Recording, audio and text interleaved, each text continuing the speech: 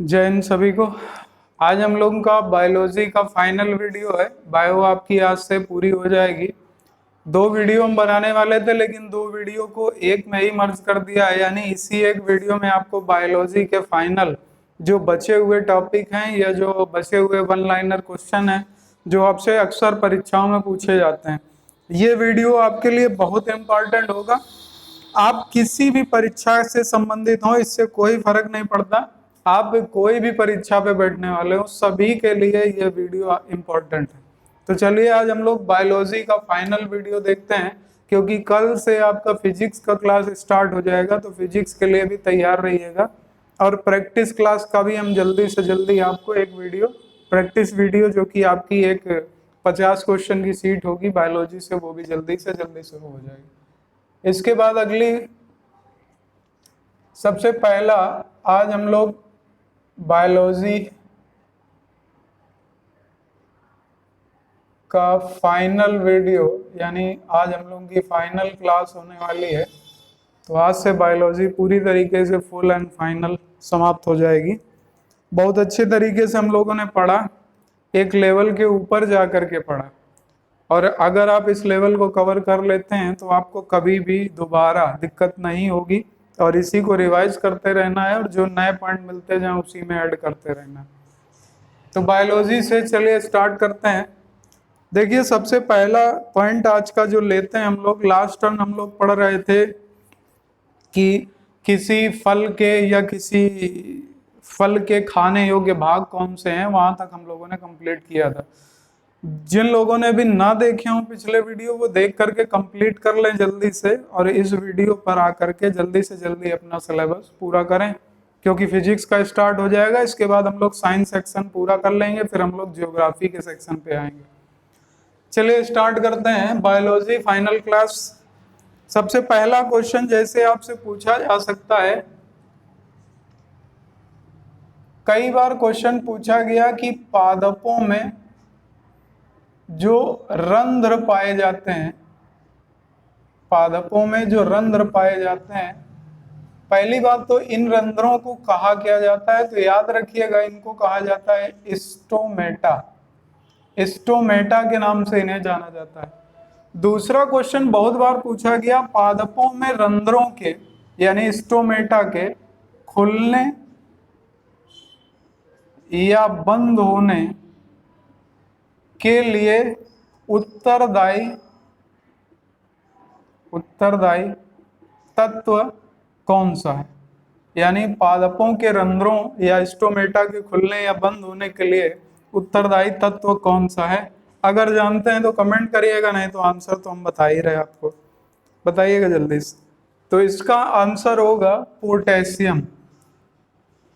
पादपों में जो रंध्र हैं उनके खुलने और बंद होने के लिए पोटेशियम तत्व जिम्मेदार होता है।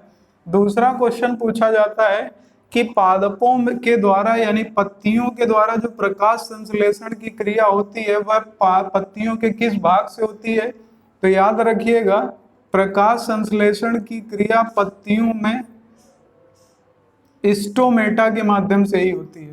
तो ऐड कर लीजिएगा, प्रकाश संश्लेषण यानी फोटोसिंथेसिस की जो क्रिया है वो पत्तियों के किस भाग से होती है, स्टोमेटा के भाग से, यानी स्टोमेटा यानी रंध्रों के माध्यम से होती है। तो इसको भी जरा नोट कर लीजिएगा। इसके बाद अगला क्वेश्चन आपसे पूछा जा सकता है कि प्रकाश संश्लेषण के लिए उत्तरदायी तत्व कौन सा है। तो प्रकाश संश्लेषण के लिए उत्तरदायी तत्व के बारे में हम आपको पहले भी बता चुके थे क्लास में। तो प्रकाश संश्लेषण के लिए जो सबसे ज्यादा उत्तरदायी तत्व माना जाता है वो क्लोरोफिल में पाया जाता है, वो है मैग्नीशियम, और एक तत्व है आपका क्लोरीन।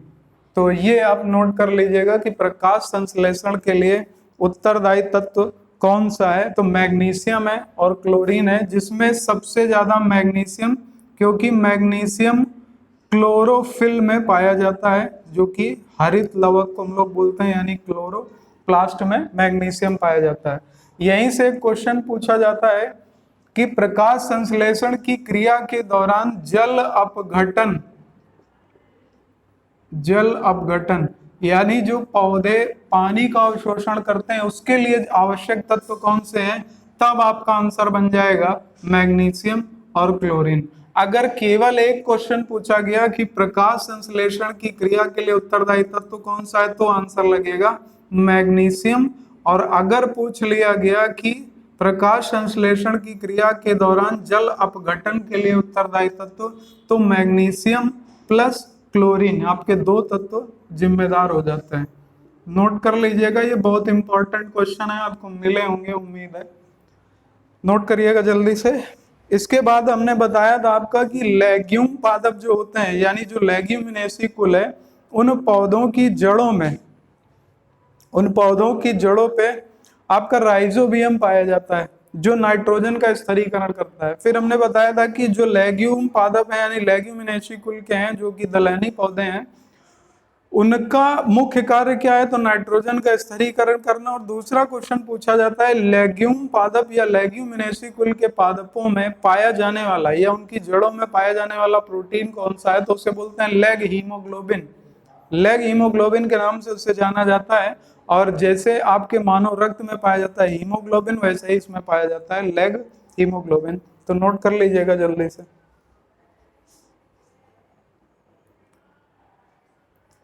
इसके बाद नेक्स्ट क्वेश्चन, अगला क्वेश्चन लेते हैं। जैसे आपसे क्वेश्चन पूछा जा सकता है कि पर्णहरित या क्लोरोफिल में आवश्यक तत्व, तो हमने आपको बता दिया कौन सा, मैग्नीशियम। जल अपघटन में तो मैग्नीशियम और क्लोरीन। इसके बाद अगला आपका क्वेश्चन पूछा जा सकता है कि पादपों में श्वसन के लिए कौन सा भाग जिम्मेदार है। नोट कर लीजिएगा, पादपों में श्वसन हेतु कौन सा भाग जिम्मेदार है, तो इसे बोला जाता है साइटोक्रोम। साइटोक्रोम, पौधे साइटोक्रोम के माध्यम से श्वसन करते हैं। जैसे आपके शरीर में हीमोग्लोबिन होता है, वैसे ही पादपों में साइटोक्रोम होता है। आपका जो मानव शरीर है उसमें श्वसन यानी ऑक्सीजन का परिवहन किसके माध्यम से होता है, हीमोग्लोबिन के माध्यम से। हीमोग्लोबिन का सबसे आवश्यक तत्व हमने आपको बताया था क्या होता है, हीम का मतलब क्या है, लोएस्ट, और ग्लोबिन प्रोटीन होता है, यानी इसका मुख्य घटक यानी तत्व कौन सा होगा, आयरन। साइटोक्रोम का भी मुख्य घटक आयरन होता है। तो अगर कभी क्वेश्चन पूछा जाए कि पादपों में श्वसन है तो कौन सा भाग जिम्मेदार है, साइटोक्रोम, और साइटोक्रोम का मुख्य तत्व कौन सा है, तो याद रखिएगा वो है आपका आयरन यानी कि लोहा। तो इसको भी नोट कर लीजिएगा जल्दी से, अभी बहुत अच्छे अच्छे क्वेश्चन आपको मिलने वाले हैं। एक क्वेश्चन हमने आपको बहुत पहले लिखाया था कि प्याज और लहसुन में गंध का कारण क्या होता है, तो इसके लिए उत्तरदायी होता है सल्फर यौगिक। ये भी आप नोट कर चुके थे। प्याज काटने पर आंख में आंसू क्यों आते हैं, सल्फर यौगिक के कारण। जीवाणुओं के नाशन में किस ग्रुप की दवाओं का प्रयोग किया जाता है, सल्फर ग्रुप यानी सल्फर ड्रग्स का प्रयोग करते हैं। तो ये सारे पॉइंट हो चुके थे। इसके बाद अगला पॉइंट आपसे जैसे पूछा जा सकता है कि पादप और उनसे संबंधित रोग कौन से हैं, यानी पादपों में कौन कौन से रोग होते हैं। रोग का सेक्शन भी आपका पर्यावरण में भी आता है और ये आपका बायोलॉजी में भी आता है। तो अगली हेडिंग डाल दीजिएगा पादप। कुछ इंपॉर्टेंट वाले हम लिखा दे रहे हैं, बाकी आपको मिलते जाएं तो आप उसी में ऐड करते जाइएगा, बाकी है तो बहुत, जो मोस्टली पूछे जाते हैं वो बता रहे हैं। तो हेडिंग डाल दीजिएगा पादपों से संबंधित रोग।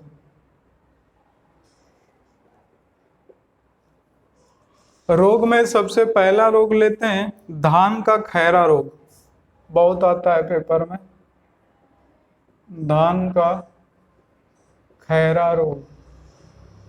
तो धान का खैरा रोग किस तत्व की कमी के कारण होता है। एक और रोग इसी के साथ लिख लीजिएगा, मक्के में श्वेत कलिका रोग। मक्के में श्वेत कलिका रोग, यानी इसको इंग्लिश में व्हाइट बर्ड रोग भी कहा जाता है। वाइट बर्ड डिसीज मक्के में होती है और धान में खैरा रोग होता है। दोनों का एक ही कारण है, जिंक की कमी से। जिंक की कमी से, ये क्वेश्चन बहुत बार पूछा गया, जिंक की कमी से। इसके बाद है नींबू में, नींबू में नींबू में पूछा जाता है, एक नींबू का रोग है लिटिल लीफ, पत्तियां छोटी हो जाती हैं। और एक नींबू में ही और होता है जिसे बोलते हैं डाई बैक। कहीं पर डाई बैक लिख पूछ लेते हैं और कहीं पर पूछ लेते हैं आपसे लिटिल लीफ। ये किस तत्व की कमी के कारण होता है? तो याद रखिएगा, ये कॉपर की कमी के कारण होता है। कॉपर की कमी से होता है। इसके बाद अगला रोग बात करें तो मटर में मार्स रोग होता है। मटर में मार्स रोग, मटर में मार्स रोग होता है आपका मैग्नीज तत्व की कमी के कारण। तो नोट कर लीजिएगा, मार्स रोग किस तत्व की कमी से? तो मैग्नीज की कमी से। इसके बाद अगला आपसे क्वेश्चन पूछा जा सकता है कि आंवला, आम, कटहल में आंतरिक ऊतकों का क्षय। आंवला, आम, कटहल इनमें आंतरिक ऊतक पाए जाते हैं। इन ऊतकों का नाश हो जाता है या इन ऊतकों का हानि हो जाती है या इन ऊतकों का क्षय हो जाता है। तो ये किसके कारण होता है? ये होता है आपका बोरान की कमी से। बोरान की कमी से, तो नोट कर लीजिएगा।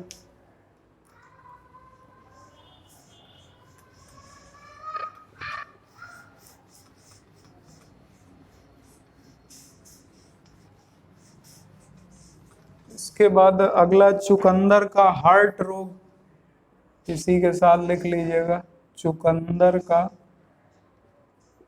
हार्ट रोग, ये भी आपका बोरान की कमी से होता है। तो इसी के आगे ऐड कर लेना, ये भी बोरान की कमी से होता है। इसके बाद अमरूद में कांस्य वर्णक या अमरूद में कांस्य वर्णता, आपने देखा होगा कि कांसे की तरीके दाग ऐसे पड़ जाते हैं पत्तियों में भी और अमरूद में भी। तो इसको बोलते हैं, ये किसकी कमी से? तो ये जिंक की कमी से होता है। ये भी नोट कर लीजिएगा।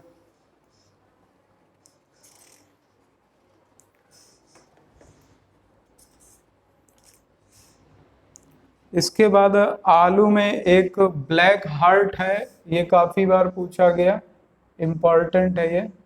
आलू में ब्लैक हार्ट रोग, आलू में एक ब्लैक हार्ट रोग होता है। ये जब भंडारण किया जाता है तो भंडारण के समय ऑक्सीजन की कमी से होता है। तो इसको याद रखिएगा, भंडारण के समय अगर ऑक्सीजन की कमी हो गई आलू में, जब उसे कोल्ड स्टोरेज में रखा जाता है या जहाँ पर भी उसका भंडारण किया जा रहा है, तो वहां पर अगर ऑक्सीजन की कमी है तो उसमें जो डिसीज होगी वो होगा ब्लैक हार्ट रोग। यानी आलू अंदर से काटा जाएगा तो लगभग काले या डार्क ग्रीन कलर का हो जाता है। तो ये कुछ रोग थे जिनको आपको याद रखना है। एक दूसरा पैटर्न भी है पूछने का कि उसमें आपसे पूछ लेगा कि कौन सा रोग पादपों में जीवाणु जनित है, कवक जनित है, या आपका पूछ सकता है विषाणु जनित है। तो देखिए, पादपों में अगर जीवाणु जनित रोगों की बात करें सॉरी, जीवाणु जनित रोगों की बात अगर करें पादपों में, तो इसमें दो तीन आपको याद रखने, बहुत ज्यादा नहीं। जैसे एक आपका होता है नींबू में, इसे बोलते हैं सिट्रस कैंसर। सिट्रस कैंसर जो रोग होता है, ये आपका नींबू में या संतरा में, इस तरीके के जितने भी रसीले फल हैं उनमें हो सकता है। सिट्रस माने वैसे भी आप जानते हो, इसके बाद जैसे आपका आलू का ब्राउन रॉट है, ये भी जीवाणु जनित है। आलू का ब्राउन रॉट ये भी आपका जीवाणु जनित है। इसी में आप नोट कर लीजिएगा, चावल में एक रोग होता है अंगमारी, जिसमें चावल निकलता नहीं है पूरी तरीके से, तो इसमें चावल का अंगमारी रोग, तो चावल का अंगमारी रोग ये भी आपका जीवाणु जनित रोग है। इसके बाद अगली बात करें तो कवक जनित रोगों में सबसे ज्यादा एक पूछा जाता है कवक जनित में, इसमें आपका सबसे ज्यादा पूछा जाने वाला, ये इंपॉर्टेंट भी है, इसमें आता है आपका गन्ने का रेड रॉट, गन्ने का रेड रॉट रोग। गन्ने का जो रेड रॉट रोग है ये भी कवक जनित रोग होता है।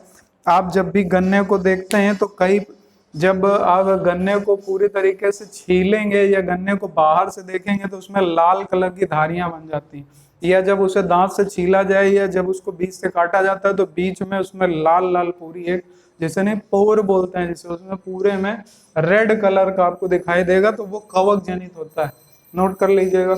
इसके बाद गन्ने से आपका, इसके बाद गेहूं में एक रोग होता है जिसे बोलते हैं श्वेत कीट रोग, श्वेत कीट रोग, ये आपका गेहूं में होता है और इसके लिए भी उत्तरदायी, यानी गेहूं में श्वेत कीट रोग किसके लिए इसके लिए उत्तरदायी कवक, यानी कवक जनित रोग होता है। इसके बाद अगला आपसे पूछा जा सकता है बाजरे का हरित बाली रोग, बाजरे का हरित बाली रोग, बाजरे का हरित बाली रोग भी आपका उत्तरदायी कवक है इसके लिए। इसके बाद लास्ट आपको एक और याद रखना है, आलू का लेट ब्लाइट रोग, आलू का लेट ब्लाइट रोग। लेट ब्लाइट रोग का मतलब होता है इसमें आलू में जैसे फल बनने वाला होता है, यानी आलू जब उत्पादन होने वाला होता है तो उसमें आलू पूरी तरीके से सूखने लग जाती है, तो इसी को बोलते हैं आलू ब्लैक लाइट रोग। इसी को पछेती रोग के नाम से भी जाना जाता है, आलू का पछेती रोग, पछेती रोग भी बोलते हैं इसको, तो नोट कर लीजिएगा। ये आपका जीवाणु जनित है, ये कवक जनित है। विषाणु जनित में आपका खास खास देख लीजिएगा, विषाणु जनित में आपका तिल में एक रोग होता है जिसे कहा जाता है फिल्लौरी, तो तिल का फिल्लौरी रोग जो है ये किससे संबंधित है, तो तिल का फिल्लौरी रोग ये भी आपका विषाणु जनित रोग है, ठीक है, तिल का फिल्लौरी रोग। इसके बाद दूसरा अगर यहाँ पर बात करें तो दूसरा मोजैक, मोजैक, मोजैक रोग भी आपका विषाणु जनित है। मोजैक वायरस की खोज आप सबको मालूम है तंबाकू की पत्ती पर करी गई थी सबसे पहली बार, और इस विषाणु के खोजकर्ता आप जानते ही इवानोवास्की, उन्होंने तंबाकू के पत्ते पर सबसे पहले मोजैक वायरस खोजा था। तो मोजैक के लिए उत्तरदायी क्या होता है, विषाणु। लेकिन मोजैक आपका होता कई फलों में है, यानी कई पादपों में देखा जाता है, जैसे तंबाकू में, तंबाकू में भी मोजैक होता है, तंबाकू का मोजैक रोग, केले का मोजैक रोग, या आपसे किसी अन्य फल के आगे मोजैक वर्ड लगा दे तो आपको याद रखना है ये आपका विषाणु जनित होगा। तो इतना आपको इस सेक्शन में याद रखना है। अब हम लोग आगे देखते हैं।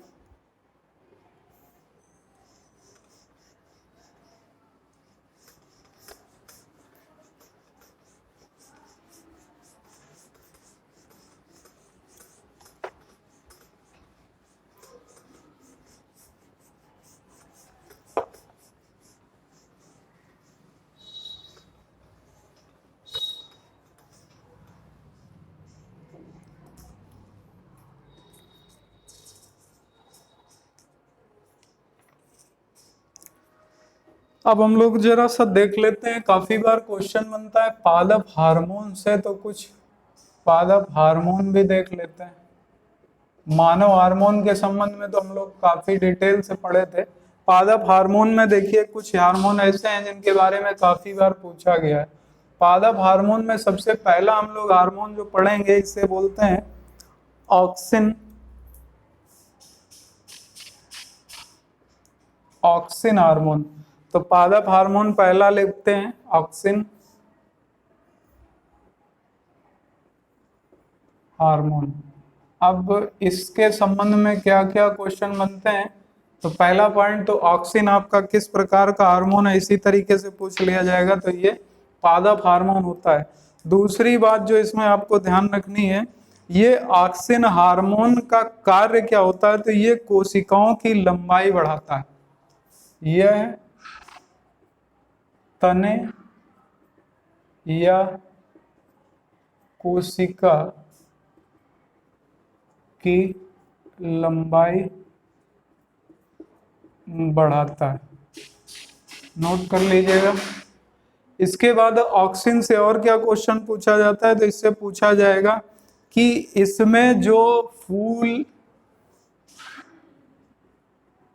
पत्ती आदि जो झड़ते हैं, इनको झड़ने से रोकने का काम कौन करता है, तो रोकने का कार्य ये करता है आपका ऑक्सिन हार्मोन। तो याद रखिएगा कि फूल, पत्ती तथा फल आदि को झड़ने से रोकने का काम कौन करता है, तो वो आपका ऑक्सिन हार्मोन करता है। ऑक्सिन हार्मोन के संबंध में आपको बताएं तो ये ऑक्सिन हार्मोन एक प्राकृतिक हार्मोन है, लेकिन इसका कृत्रिम वर्जन भी बना दिया गया है। ऑक्सिन हार्मोन ये वाला जो आपने लिखा है ये प्राकृतिक है, और इसका एक नाम और भी लिखा जाता है, हालांकि लिखना चाहो तो आप लिख लो, थोड़ा सा ज्यादा हो जाएगा। इसका एक नाम है IAA, इसे बोला जाता है indole acetate acid. Indole acetate acid, तो ये नोट कर लीजिएगा, इंडोल एसीटेट एसिड इसी का नाम है। इसकी खोज की थी बेंट ने जई के पौधे पर। इसकी खोज की थी बेंट ने जई के पादप में। जई तो आप लोग जानते होंगे, जई के पौधे में ही इसकी खोज की थी। बेंट नाम के एक वैज्ञानिक थे, इन्होंने खोज की थी। तो हमने बता दिया है, हालांकि ये पूछा नहीं जाएगा आपसे, ये बड़ी परीक्षाओं में पूछा जाता है, जिसमें आपके IAS PCS जैसी जो परीक्षा है। इसके बाद ऑक्सिन का ये भाग तो हमने बताया आपको प्राकृतिक है, लेकिन इसका एक दूसरा वर्जन है जिसे कृत्रिम रूप से तैयार किया गया। तो कृत्रिम ऑक्सिन से भी काफी बार क्वेश्चन पूछा गया, यानी आर्टिफिशियल ऑक्सिन के बारे में भी क्वेश्चन पूछा गया। आर्टिफिशियल ऑक्सिन का नाम है, इसे हम लोग 2,4-D के नाम से जानते हैं। इसका क्वेश्चन आपको निश्चित तौर पर मिला होगा, 2,4-D। 2,4-D के बारे में काफी बार पेपरों में पूछा गया, तो ये क्वेश्चन याद रखिएगा कि 2,4-D एक कृत्रिम ऑक्सिन होता है। इसे किस नाम से जाना जाता है, तो इसे खरपतवार नाशी भी कहा जाता है। इसे खरपतवार नाशी भी कहा जाता है, तो ये नोट कर लीजिएगा। ये कृत्रिम ऑक्सिन होता है, पादप हार्मोन है, लेकिन ये आर्टिफिशियल रूप से बनाया गया है। 2,4-D। 2,4-D में इसका फुल फॉर्म क्या है, तो डाइक्लोरोफेनॉक्सी एसिटिक एसिड। इसका फुल फॉर्म है डाइक्लोरोफेनॉक्सी एसिटिक एसिड।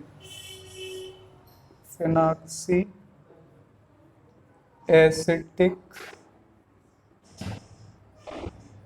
एसिड, और 2,4 यहाँ पर ऐसे ही लिखा रहेगा, ये इसका नंबर है 2,4-D। डी में, डी का फुल फॉर्म है डाई क्लोरोफिनॉक्सी एसिटिक एसिड, इसका फुल फॉर्म है 2,4-D एक खरपतवारनाशी है, तो इसको नोट कर लीजिएगा। एक क्वेश्चन आप और याद रखिएगा यहाँ से, जो ये प्राकृतिक हार्मोन आपका ऑक्सिन है, कृत्रिम में आपको इतना ही याद रखना है। प्राकृतिक में एक पॉइंट और याद रखिएगा, आप लोगों ने देखा होगा कि जो सूरजमुखी का पादप है, सूरजमुखी पादप में या सूरजमुखी के पुष्प में आप लोगों ने देखा होगा कि जिस ओर सूर्य की गति होती है उसी ओर सूर्यमुखी के पुष्प की गति हो जाती है। तो इसको नाम दिया जाता है कि सूर्यमुखी के पुष्प में प्रकाशानुवर्ती प्रकाशानुवर्ती गति का कारण क्या है? तो इसका कारण भी ऑक्सिन हार्मोन होता है। नोट कर लीजिएगा कि सूर्यमुखी में प्रकाशानुवर्ती गति के लिए उत्तरदायी हार्मोन कौन सा है या उत्तरदायी कारण कौन सा है, तो इसके लिए उत्तरदायी हार्मोन है ऑक्सिन हार्मोन। नोट कर लीजिएगा जल्दी से।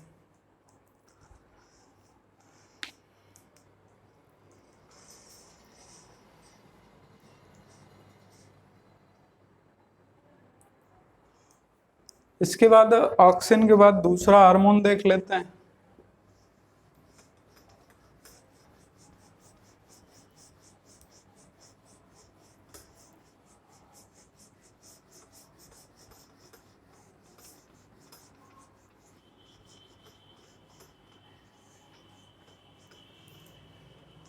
दूसरा पादप हार्मोन जो कि इंपॉर्टेंट है, इसे बोलते हैं gibberellin. Gibberellin hormone. Gibberellin hormone के संबंध में क्या क्या क्वेश्चन पूछे जाते हैं, तो सबसे पहला पॉइंट इससे ये पूछा जाता है कि ये किस प्रकार प्राप्त किया जाता है। तो ये एक कवक से प्राप्त होता है जिसका नाम होता है जिब्रेला।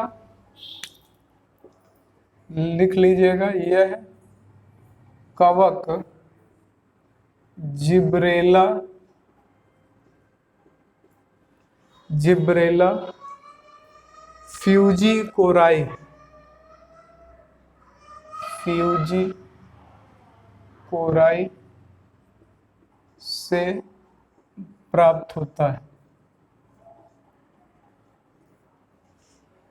इसके बाद अगली बात, कृत्रिम रूप से जब ये बनाया जाएगा, इसका दूसरा काम, इसका कार्य क्या है, तो इसके कार्य के संबंध में बताएं कि जो पादप आनुवांशिक रूप से, जो पादप आनुवांशिक रूप से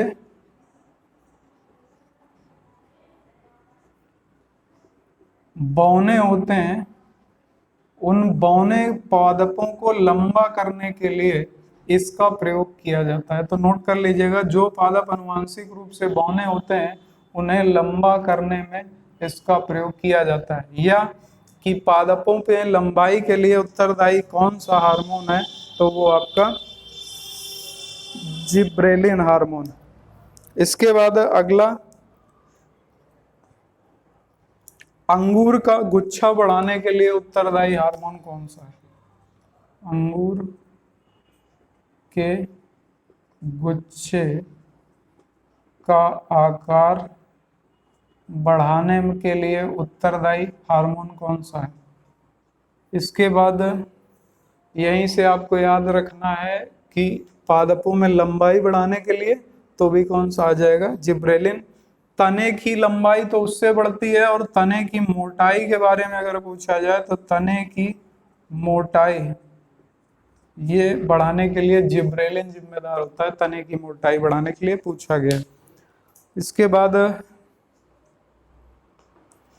नेक्स्ट तीसरा हार्मोन देख लेते हैं।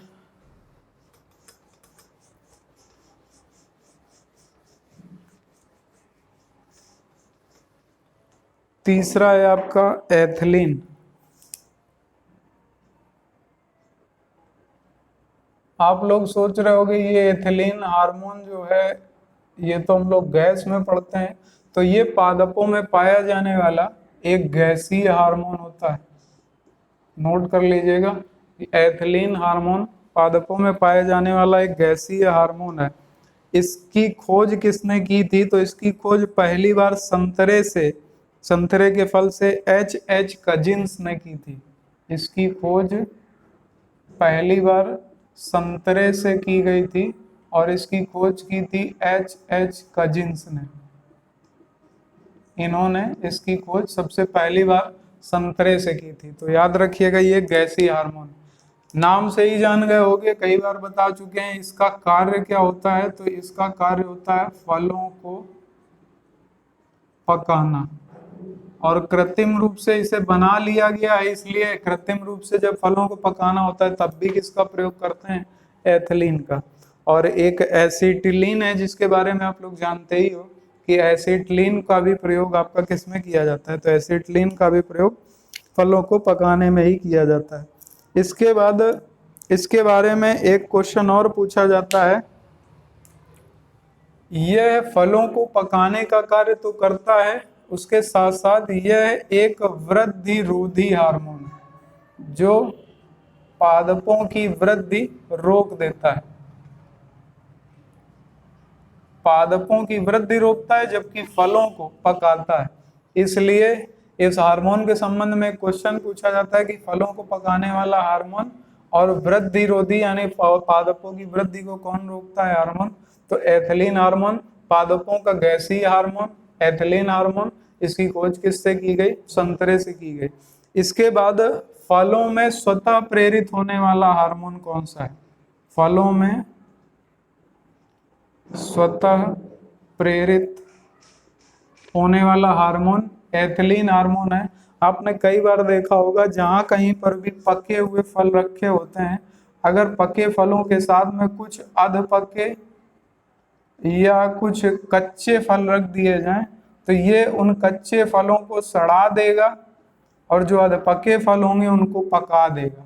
उसका कारण ये होता है कि जो पका फल होता है उस पके फल में ये एथिलीन हार्मोन अपने आप स्वतः स्रावित होता है और गैसीय है, इसके कारण इसका प्रभाव दूसरे उसके साथ रखे हुए फलों में भी पड़ने लगता है, जिसके कारण धीरे धीरे करके जो कच्चे फल हैं वो तो पकेंगे नहीं, वो क्या होंगे? वो सड़ने लग जाएंगे, लेकिन जो अध पके होंगे वो तुरंत पक जाएंगे और जो लंबे समय से पक चुके हैं वो सड़ जाएंगे। तो ये देखा जाता है, इस तरीके के क्वेश्चन आपसे पूछे जाएंगे जो कि पिछली परीक्षाओं में आपको पूछे जा चुके हैं। तो यहाँ तक किसी को उम्मीद है दिक्कत नहीं हुई होगी, समझ में आ गया होगा।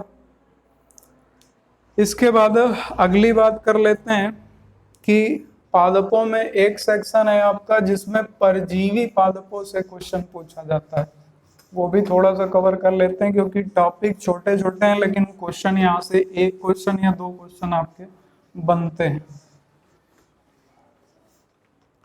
जैसे परजीवी पादप, परजीवी पादपों के संबंध में आप सब लोग जानते हैं कि जो पादप किसी दूसरे पादप पर निर्भर हो या किसी दूसरे पादप पर उगते हों उन्हें परजीवी पादप कहा जाता है, यानी जो स्वतः अपना भोजन के लिए उत्तरदायी न हो। इसमें परजीवी पादपों में देखा जाता है कि परजीवी पादप दो तरीके के होते हैं। जैसे एक को कहा जाता है पूर्ण परजीवी और एक को कहा जाता है आंशिक परजीवी। दो भागों में परजीवी पादप, एक होते हैं पूर्ण परजीवी और दूसरे को कहा जाता है आंशिक परजीवी। पूर्ण परजीवी और आंशिक परजीवी, तो नोट कर लीजिएगा, पूर्ण परजीवी और आंशिक परजीवी। पूर्ण परजीवी को इंग्लिश में बोलते हैं टोटल पैरासाइट, टोटल पैरासाइट, और आंशिक को क्या बोलेंगे? तो पार्शियल पैरासाइट, पार्शियल पैरासाइट। अब इससे क्वेश्चन क्या बनेगा? देखिए क्वेश्चन इससे ये बनता है कि जो पूरी तरह से किसी दूसरे पादप पर निर्भर हो, जो पादप पूर्ण रूप से दूसरे पादप पर निर्भर हो वो क्या कहलाएगा? तो वो कहलाएगा आपका पूर्ण परजीवी। और जो पादप कुछ समय के लिए किसी दूसरे पादप पर निर्भर हो वो कहलाएगा आंशिक परजीवी। यानी कुछ समय के लिए निर्भर होगा तो क्या कहलाएगा? आंशिक। और पूर्ण समय के लिए तो क्या कहलाएगा? तो वो पूर्ण परजीवी। पूर्ण परजीवी में दो तरीके हैं जिनसे आपसे क्वेश्चन पूछे जाएगा। इसमें एक तो डिवाइड हो जाता है जिसे कहा जाता है, यहाँ इसको रट लीजिएगा, बहुत इंपॉर्टेंट है। एक आता है पूर्ण तना परजीवी, पूर्ण तना परजीवी।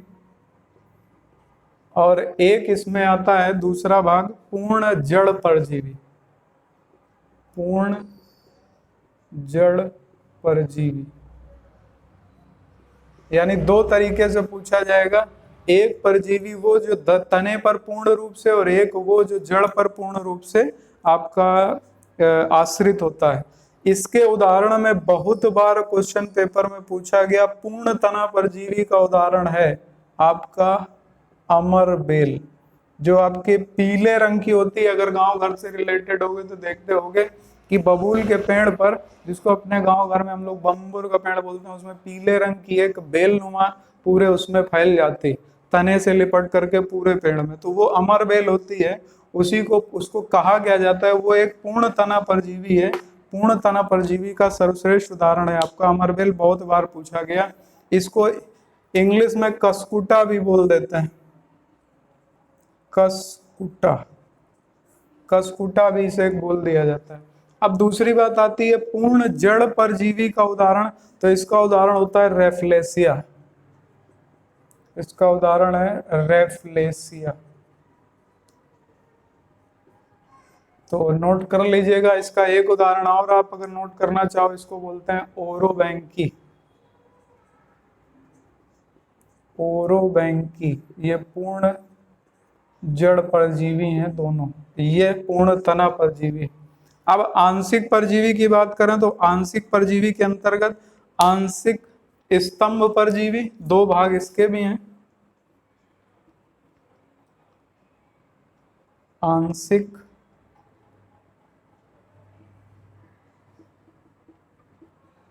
स्तंभ बोल सकते हो, या इसी को आप तना भी बोल सकते हो, आंशिक तना परजीवी। और दूसरा बन जाएगा आंशिक जड़ परजीवी। तो इनके उदाहरण क्या क्या होंगे? तो इसके उदाहरण में आपको पहला याद रखना आंशिक तना परजीवी में लारेंथस, आम में एक परजीवी पाया जाता है। ये आम में एक परजीवी पादप होता है जिसे बोलते हैं लारेंथस, लारेंथस। ये कुछ समय के लिए आम में आता है, जब आम में फल लगने वाला होता है, तो कोष्टक में लिख लीजिएगा आम में। यह आंशिक तना परजीवी है लारेंथस। दूसरा आपसे पूछा जा सकता है आंशिक मूल या आंशिक जड़ परजीवी, क्योंकि जड़ को हम लोग एक नाम और भी देते हैं, तो क्या लिख सकते हैं, हम मूल भी लिख सकते हैं। आंशिक मूल परजीवी या आंशिक जड़ परजीवी, इसका उदाहरण होता है चंदन। तो नोट कर लीजिएगा जल्दी से, ये आपसे क्वेश्चन पूछे जाते हैं। इसके बाद आपसे क्वेश्चन एक इनडायरेक्ट वे पे पूछा जाएगा कि परजीवी पादपों में आपस में, यानी जिस पर वो निर्भर होते हैं, उसमें कैसा संबंध होता है। तो इसमें संबंध देखा जाए तो प्लस माइनस का संबंध होता है। प्लस माइनस संबंध का मतलब होता है एक को लाभ होगा दूसरे को हानि होगी। तो यहाँ पर परजीवी पादपों में संबंध कैसा होगा? प्लस माइनस का संबंध होगा। एक आपका सेक्शन आता है जिसको हम लोग बोलते हैं सहजीवी पादप, सहजीवी पादप। सहजीवी पादपों के बारे में अगर पूछा जाए तो उसमें याद रखिएगा, उसमें प्लस प्लस का संबंध होता है। ये भी क्वेश्चन इस तरीके के बनते हैं, इनके बीच में कैसा संबंध होगा? सहजीवी पादपों में प्लस प्लस का संबंध होता है, जबकि परजीवी पादपों में प्लस माइनस का संबंध होता है, जिसमें एक को लाभ होता है दूसरे को हानि होती है। जबकि सहजीवी पादपों में दोनों को लाभ होता है, यानी जो पादप होगा और जो उसके साथ होगा दोनों को लाभ होगा, किसी को भी हानि नहीं होगी। इसलिए पर सहजीवी पादपों में, जिसको इंग्लिश में सिम्बायोसिस भी बोलते हैं सहजीवी पादपों को, तो इसमें दोनों को लाभ होता है। यहीं पर अगर हम बताना चाहें तो एक उदाहरण आप देख सकते हो सहजीवी पादपों का, जैसे आप लोग लाइकेन पढ़ते हो, तो लाइकेन बनता कैसे? तो लाइकेन आपको हमने बताया था कवक और शैवाल का सम्मिश्रण है ये, शैवाल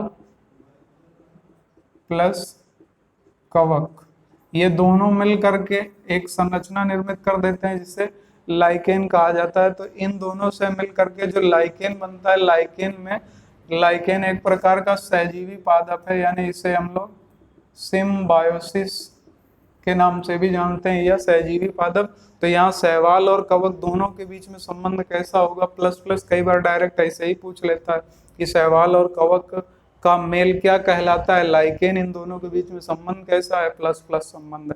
नोट करिएगा जल्दी से।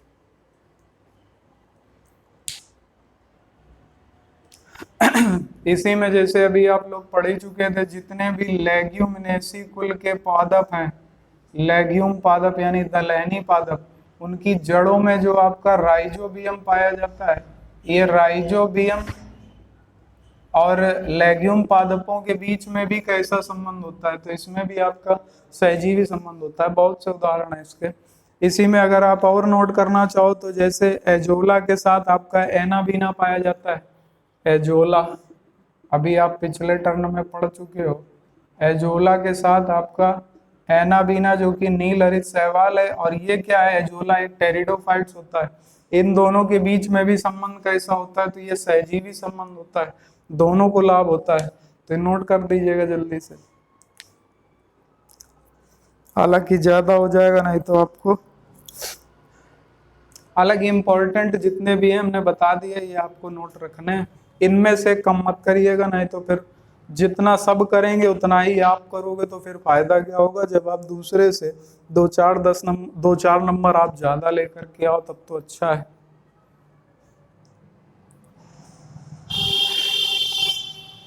उम्मीद है यहाँ तक समझ में आ रहा होगा सबको।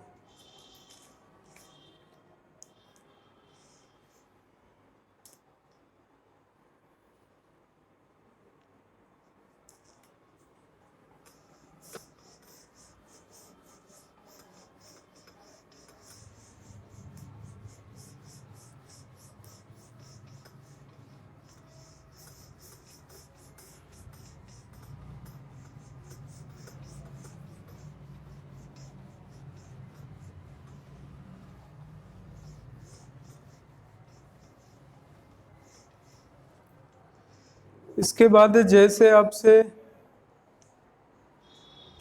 एक पादपों के संबंध में विसरण पूछा जाता है, विसरण क्या है?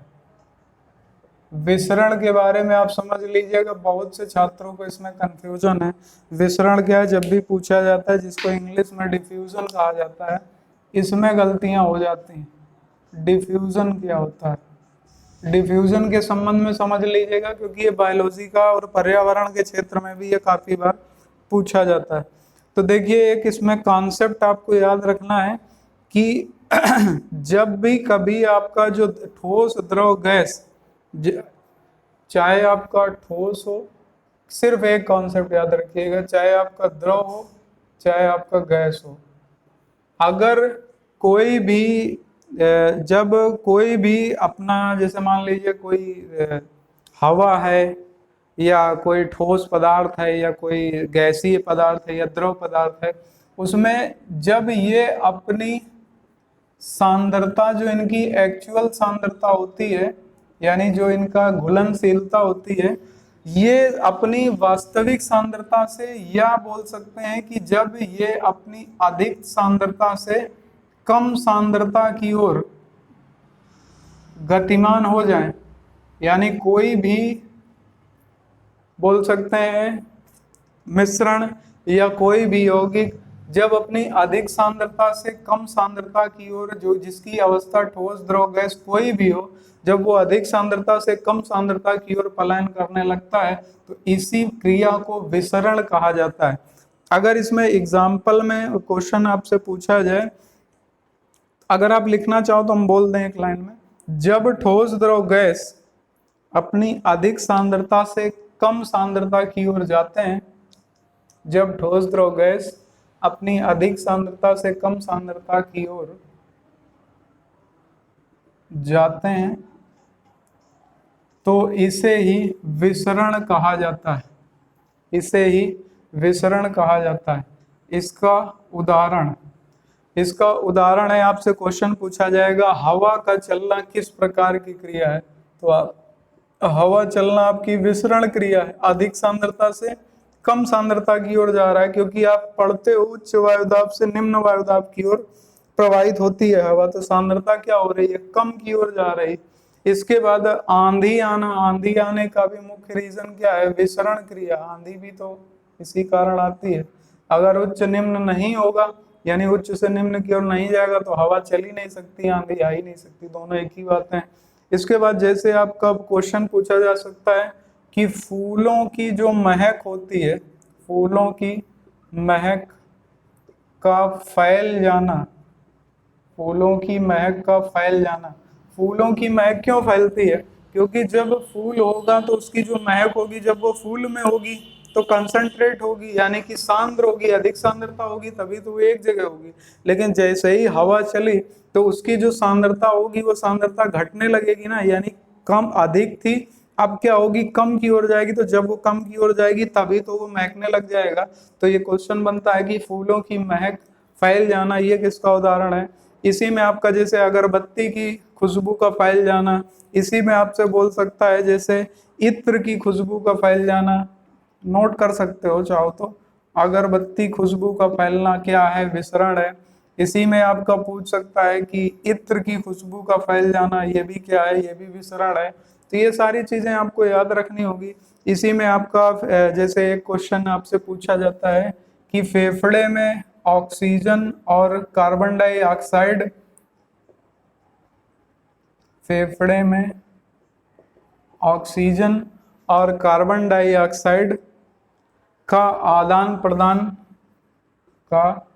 आदान प्रदान किस प्रकार की क्रिया है। यह क्वेश्चन पूछा जाता है कि फेफड़े में कार्बन डाइऑक्साइड का ऑक्सीजन के रूप में परिवर्तन, यह आदान प्रदान बदल जाना किस प्रकार की क्रिया है, तो यह भी क्या है, विसरण। इसके बाद इसी में अगला पॉइंट नोट कर लीजिएगा कि जो आपका जड़ों द्वारा जल को ऊपर की ओर खींचा जाता है, ये भी क्या है, तो ये भी आपका कहलाएगा क्या, ये भी आपका कहलाएगा विसरण। इसके बाद जैसे खनिज का निष्क्रिय अवशोषण, ये भी आपका यही कहलाएगा। मोस्टली आपसे इतने से ही क्वेश्चन बनता है, तो ये पॉइंट आप लोग याद रखिएगा, यहाँ से आपकी गलती नहीं होगी। इसके बाद यहाँ तक उम्मीद है सबको समझ में आ गया होगा, किसी को कोई डाउट। तो आपको बता दें नेक्स्ट वीडियो यानी जो बायोलॉजी का सेक्शन था ये खत्म हो गया। अब हम लोग कुछ अध्ययन रह गए हैं, वो जब हम प्रैक्टिस कराएंगे तो उसी के साथ में आपके अध्ययन वाला सेक्शन भी कंप्लीट करा देंगे। तो यहाँ से बायोलॉजी की क्लास आपकी पूरी हो जाती है। तो मिलेंगे नेक्स्ट वीडियो में, तब तक के लिए सभी को जय हिंद, वंदे मातरम।